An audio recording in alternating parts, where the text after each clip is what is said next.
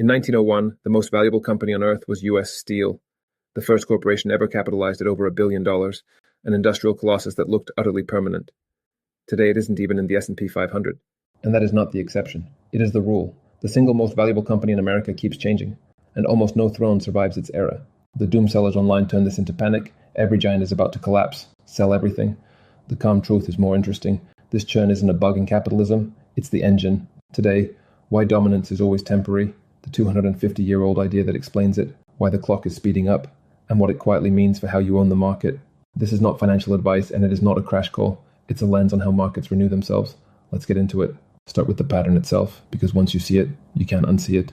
Look at who has won the crown of most valuable U.S. company. Standard Oil, then AT&T, then General Electric, then ExxonMobil, then Apple, and now Nvidia. Each one looked invincible in its moment. Go back further and the concentration is staggering. By 1900, Standard Oil alone was worth about 9% of the entire U.S. stock market. One company. By 1911, the government had broken it apart. Take Microsoft.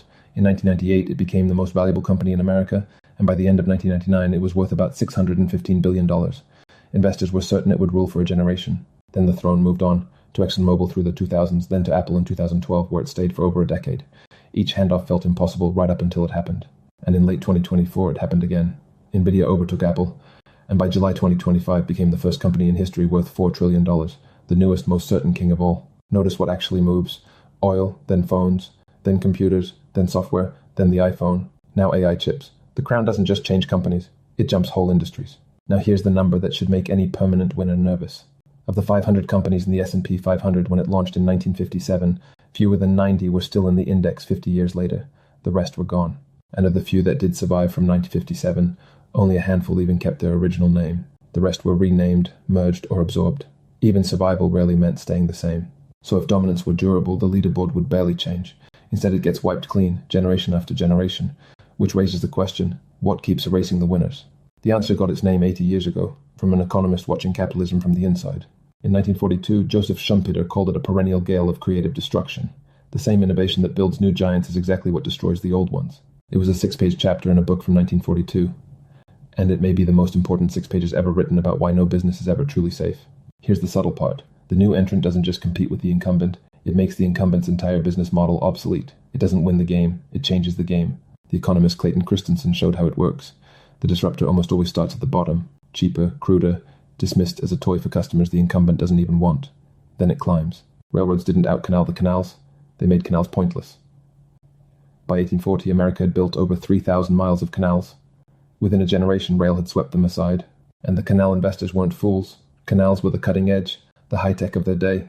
Every obsolete giant was once the disruptor that buried something else. Smartphones did the same to the camera. Once a giant industry shipping over 120 million cameras a year. Until phones arrived, camera shipments collapsed about 94% from their 2010 peak. And it's still happening, right now. In 2025, streaming finally surpassed cable and broadcast television combined. The slow-motion obsolescence of an entire industry. Cable felt as permanent in 2010 as steel did in 1950. That's the whole trap. Permanence always feels obvious right up until the gale arrives. And here's why insiders almost never see it coming. The disruption usually arrives from outside their industry, looking like a toy. Too small, too cheap, too weird to matter, until it's everything. And the incumbent usually isn't blind or lazy. It's trapped, serving its best, most profitable customers who don't want the cheap new thing. By the time they do, the game is already over.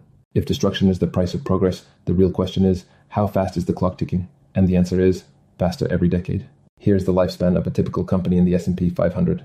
In 1958, it stayed in the index for about 61 years. By 1980, 25.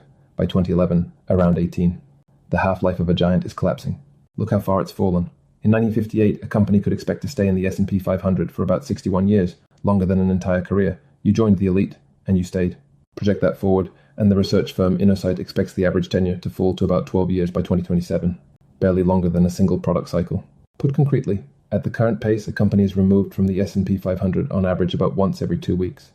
The index you think of as a fixed list is constantly shedding its dead, and in turbulent times the churn explodes.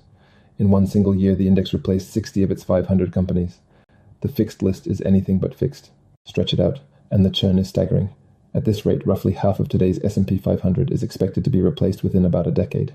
The list of winners is being rewritten in real time. So the boring index fund people love to mock is quietly one of the most ruthless machines in capitalism. It fires its losers and hires the future every year with zero sentiment. So if giants are dying faster than ever, it forces an uncomfortable question about the single most popular bet investors make today, buying the biggest companies precisely because they're the biggest. Because every era's investors were just as certain their leader was different, the one that would compound forever. In the early 1970s, it was the Nifty 50, 50 blue chips so beloved you were told to just buy and never sell.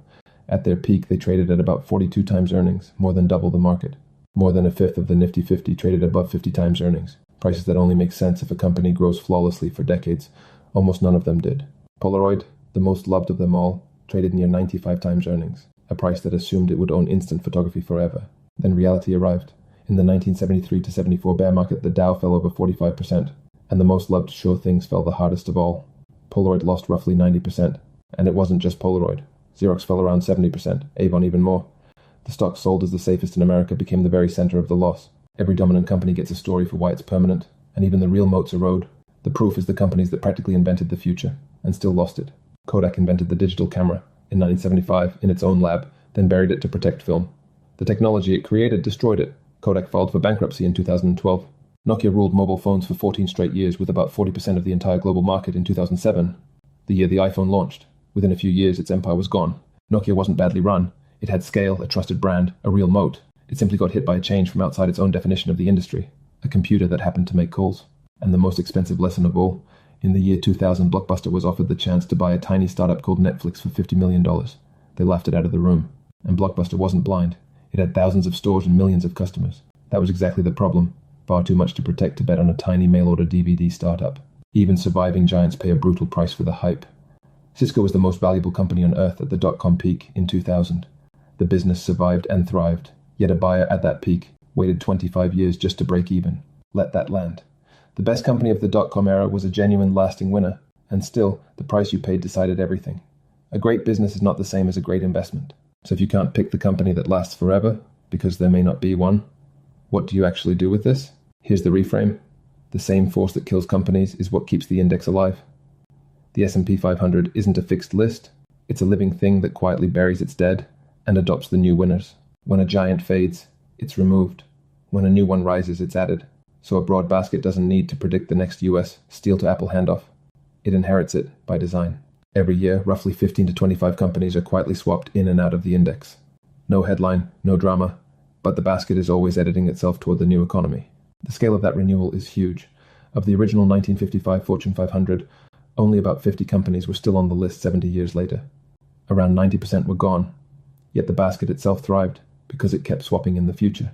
This is the quiet magic of a broad index. You don't have to be right about the future. You just have to own the system that keeps finding it for you. So creative destruction isn't a reason to fear the market. It's the reason a broad, diversified basket has outlasted every single champion inside it. The durable lesson isn't a stock tip. It's a stance. Dominance is rented, never owned, and in 2.5 centuries, history has never once stopped collecting the rent. The doomsellers want you terrified of the giants falling, but the falling is the feature.